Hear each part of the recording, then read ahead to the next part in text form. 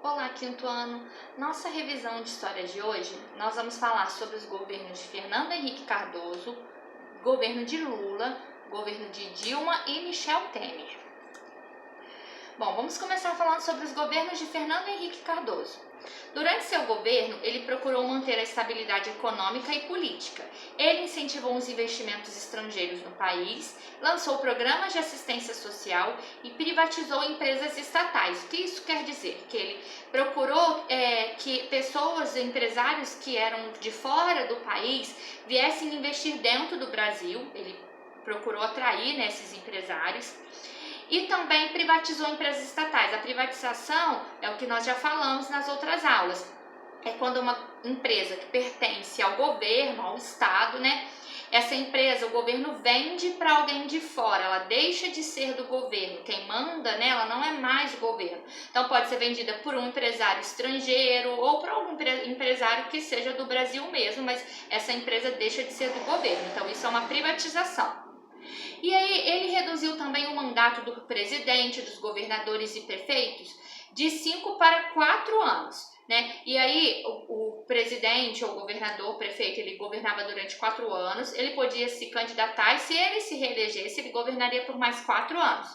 Ele não poderia ter um terceiro mandato consecutivo, ele teria que esperar um ano, ficar um ano fora, sem se candidatar, para depois poder se candidatar novamente. Então ele pode ter 2 mandatos consecutivos, de 4 anos. Ele foi reeleito em 2002 e aí o seu segundo mandato foi marcado por dificuldades em controlar a inflação.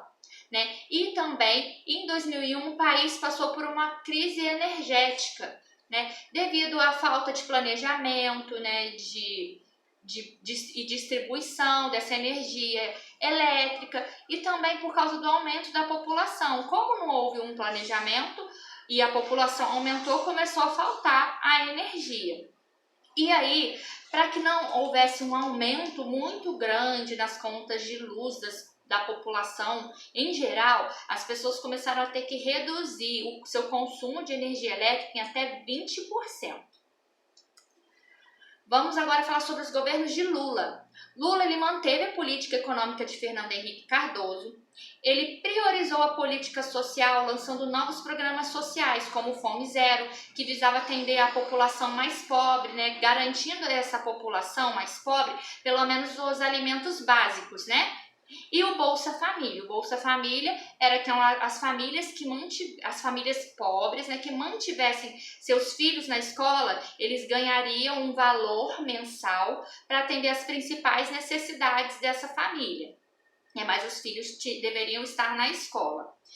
E esses programas sociais elevaram os índices de popularidade de Lula, ou seja, fez com que Lula ficasse mais conhecido, com que as pessoas gostassem mais do presidente Lula. Então isso aumentou, elevou o seu índice de popularidade.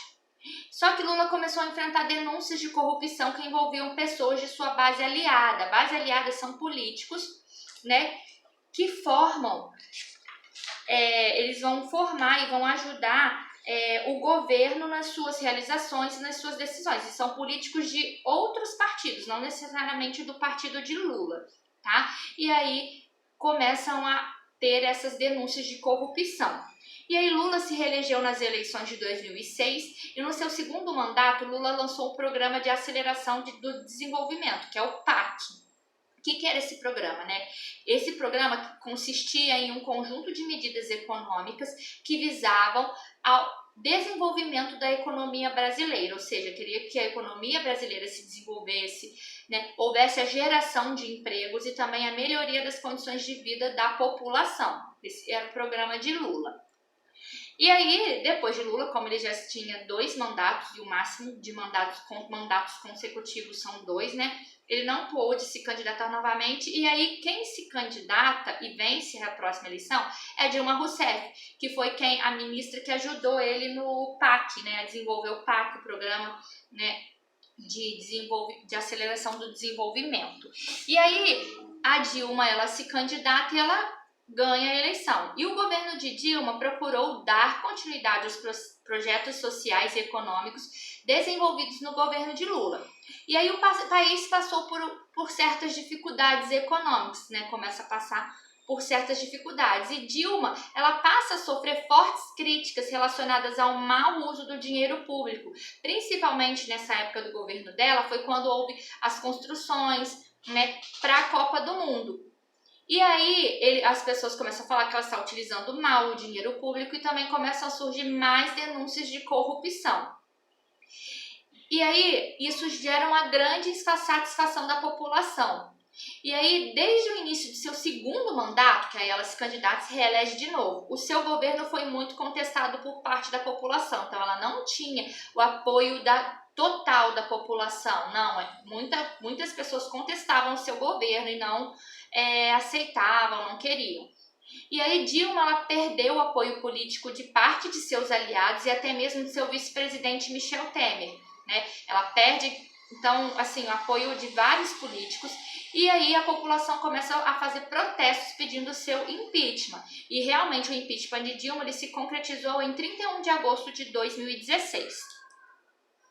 E aí, após o impeachment de Dilma, Michel Temer tomou posse do cargo de presidente e ele inicia um governo de transição, né? Ele entra no governo, né, no lugar de Dilma, porque ele era vice-presidente, né, de Dilma, e ele entra nesse governo para esperar até haver a próxima eleição. E aí Temer recebeu um governo sem apoio popular, né? A população também não apoiava ele, e também um governo enfrentando uma grave crise econômica e diversos escândalos de corrupção. Michel Temer ele anuncia uma série de medidas de austeridade.